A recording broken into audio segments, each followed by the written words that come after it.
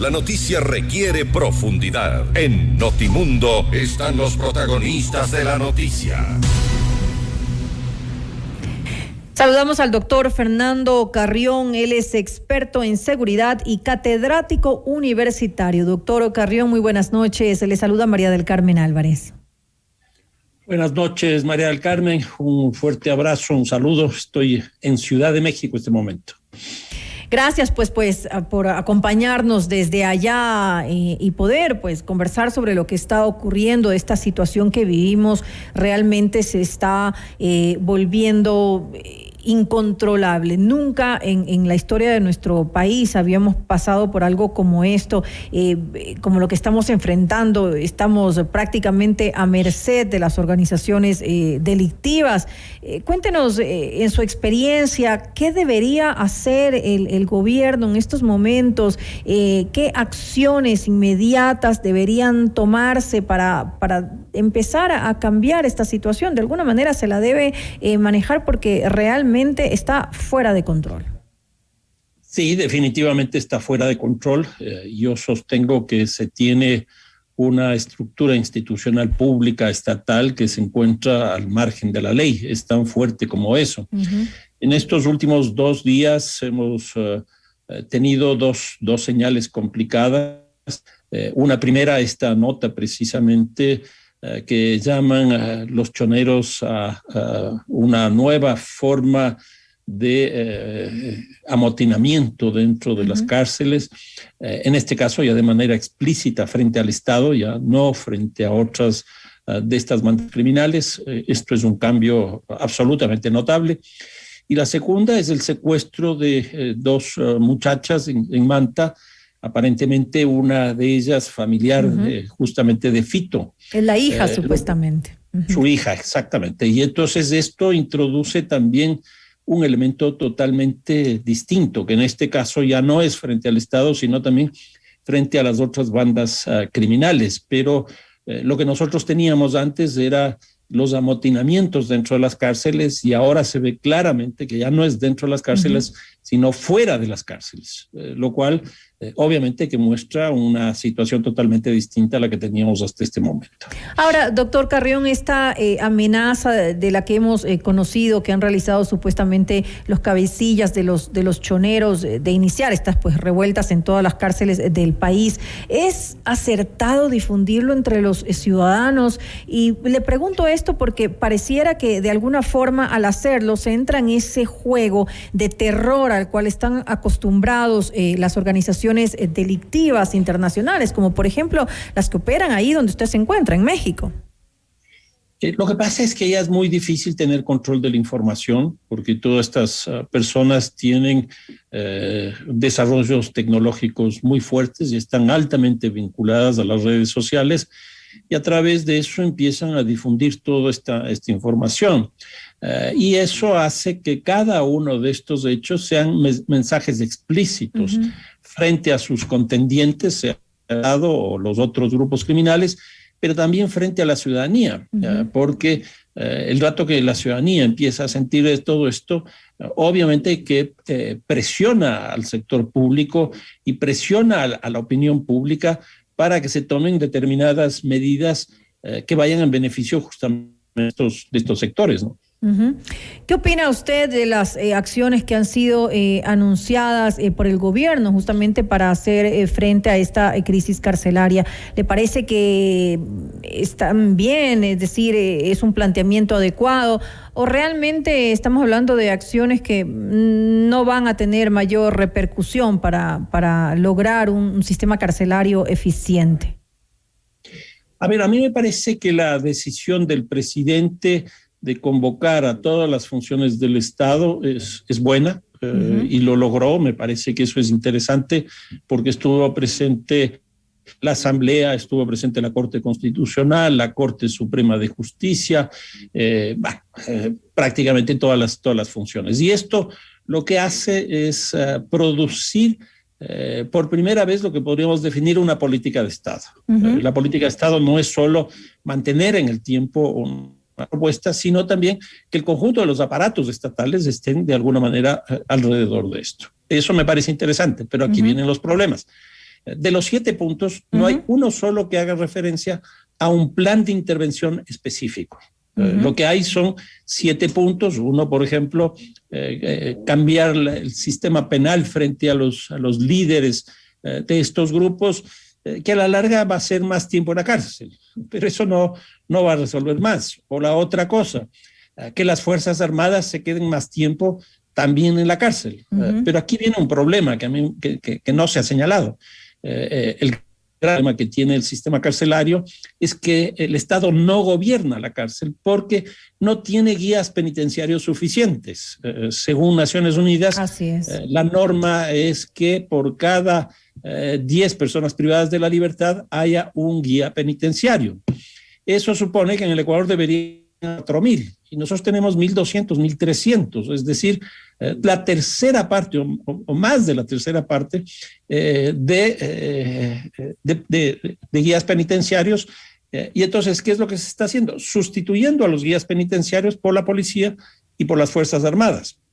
En el caso del sistema penitenciario del Litoral, de la cárcel del Litoral, están alrededor de 8.000 presos. Si eso es así, se necesitarían 800 guías penitenciarios, que es más o menos el mismo número de efectivos policiales y efectivos militares, pero ellos funciones específicas que están establecidos en la Constitución, como simplemente formar a estos núcleos alrededor de la acción que los guías penitenciarios deberían hacer. Entonces, yo veo interesante esta cosa de constituir una política de Estado, pero no veo claridad de cuál es el plan que se debería seguir para que esta crisis carcelaria pues finalmente pueda resolverse. Es decir, no hay acciones específicas como para seguir paso a paso y mejorar pues el sistema carcelario.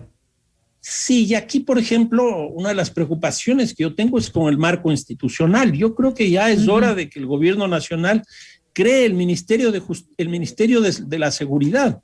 No puede ser que en el Ministerio de Gobierno se tengan las dos funciones, la de la política y la de la seguridad, porque eso hace que sean absolutamente incompatibles.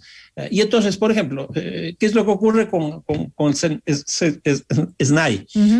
Ya vamos por el 5º miembro directivo de esa organización. Porque ahora está nuevamente Fausto Cobo, pero está de interino. Entonces, alguien más le va a tener que reemplazar un plazo relativamente corto. ¿Y por qué esto? Porque el sistema carcelario, este rato está, en este slide, está al margen del conjunto de relaciones que deberían tener con otros ministerios, con otras organizaciones propias del Estado, por ejemplo, decir algo, derechos humanos, o los ministerios de educación, de salud, etcétera, que podrían tener mucho que ver para generar rehabilitación en el sistema carcelario. Pero desgraciadamente lo que se ha conformado es una especie de isla que maneja las cárceles. Por eso yo creo que una de las cosas fundamentales es que este gobierno cree un Ministerio de la Seguridad donde esté la cárcel y la policía bajo el mismo mando de este ministerio. El tema que usted hablaba de los derechos humanos es importantísimo. Yo hace un par de días creo mencionaba esto y decía que equivocadamente se dice que es un sistema de rehabilitación social, lo cual es totalmente equivocado. Es decir, debemos llamarle como es, sistema carcelario, porque no es un sistema de rehabilitación social en lo absoluto. De hecho, el control de los pabellones lo tienen los internos y la comida se entrega, según conocemos, ahí a las puertas de los pabellones. No se sabe si los internos realmente están recibiendo su comida diariamente, es decir, no hay un verdadero control. Bueno, eso es clarísimo.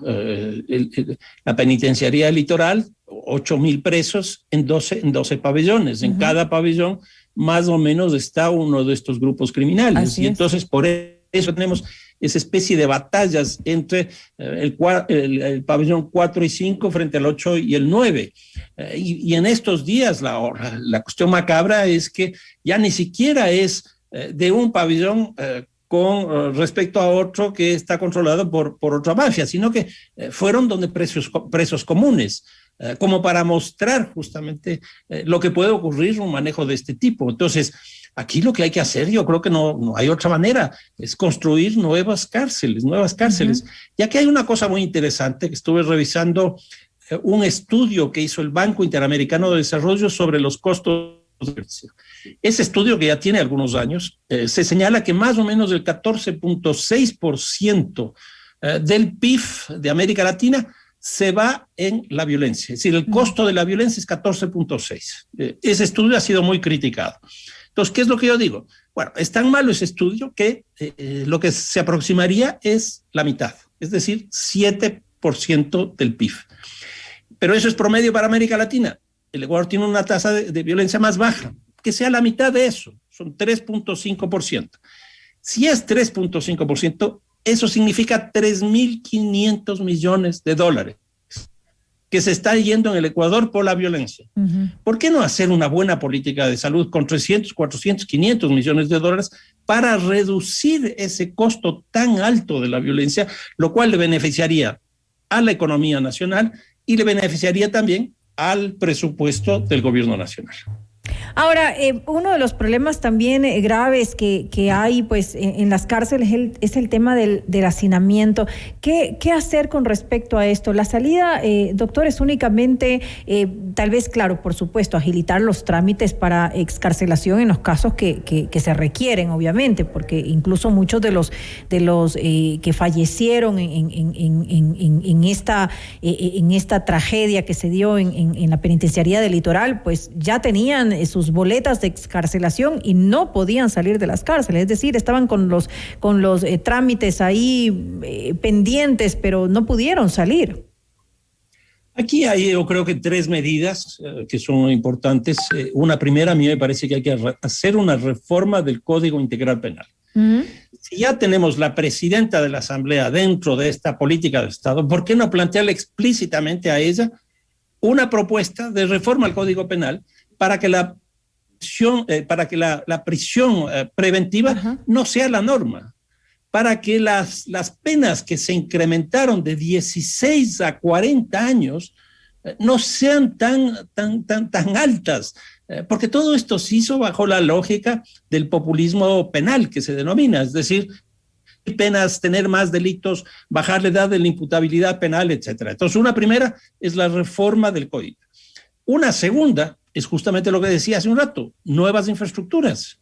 Claro, se necesitan recursos, no hay nada que hacer, pero me parece que hay que hacer una inversión porque eso le beneficia a la economía nacional y le beneficia también al presupuesto. Y en tercer lugar, claro, aquí hay un problema en términos de que no tenemos un conjunto de jueces vinculado al sistema carcelario que sea capaz de procesar. Pero bueno, contratemos.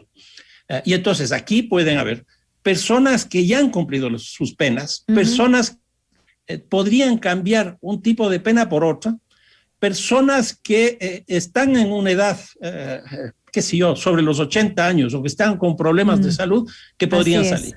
Y por último también está la posibilidad de ciertos indultos que se podrían hacer. Ahora usted habla de nuevas infraestructuras. En algunas ocasiones he conversado sobre esto, pero dicen que esa no es la solución, porque mientras más infraestructuras se vayan haciendo, lo que se hace es que se van llenando. Es decir, se va capeando, digamos, el problema, pero en realidad no se lo está solucionando de raíz.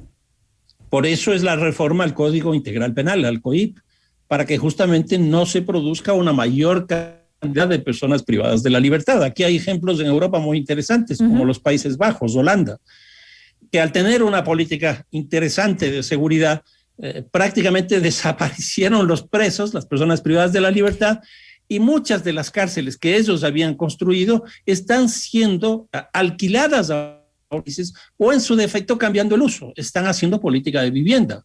Yo creo que esos ejemplos hay que mirarlos con mucha fuerza. Sí, pero replicar eso es complicado. Somos culturas completamente distintas y obviamente pues allá no existen los problemas que tenemos aquí en nuestra sociedad, en nuestro medio.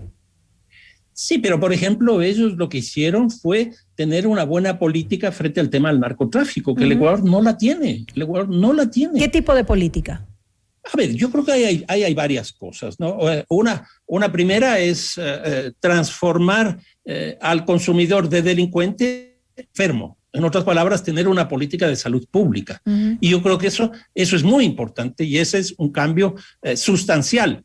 La segunda cosa, y que me parece que debería ser la primera, es que en vez de trabajar con tanto esfuerzo, tanta ahínco, la exportación, es decir, concebirle al país como un país, debería trabajarse el tema del consumo interno, porque el problema principal que tiene el país no es que por aquí pasa muchas drogas, sino que aquí se está consumiendo mucha droga. De la información que yo tengo, más o menos el 18% de la droga que pasa por el país se queda acá. Eso significa más o menos 80 y 90 toneladas, que es mucho. Entonces, yo creo que si nosotros diseñamos una política de prevención del consumo, una política anti el consumo, una política de salud pública, y dejamos de lado o no le ponemos tanta fuerza a la exportación y sí a la importación, es decir, que no entre droga al país, yo creo que podríamos tener cosas interesantes. Y para finalizar, con todos estos problemas que tenemos ahora, ¿cuál considera usted que es la percepción ciudadana? ¿Hasta qué punto está afectando esto en los ciudadanos comunes y corrientes? He tenido la oportunidad de ver una encuesta, un par de encuestas, donde este rato la primera demanda de la población es seguridad. Yo creo que eso es clarísimo, porque lo que se está viendo en las cárceles tiene repercusiones a través, como veíamos hace un rato, de la opinión pública. Pero no solo eso, sino que nosotros estamos viendo todos los días robos, hurtos, asesinatos que se están cometiendo en nuestras ciudades delante prácticamente de cada uno de nosotros.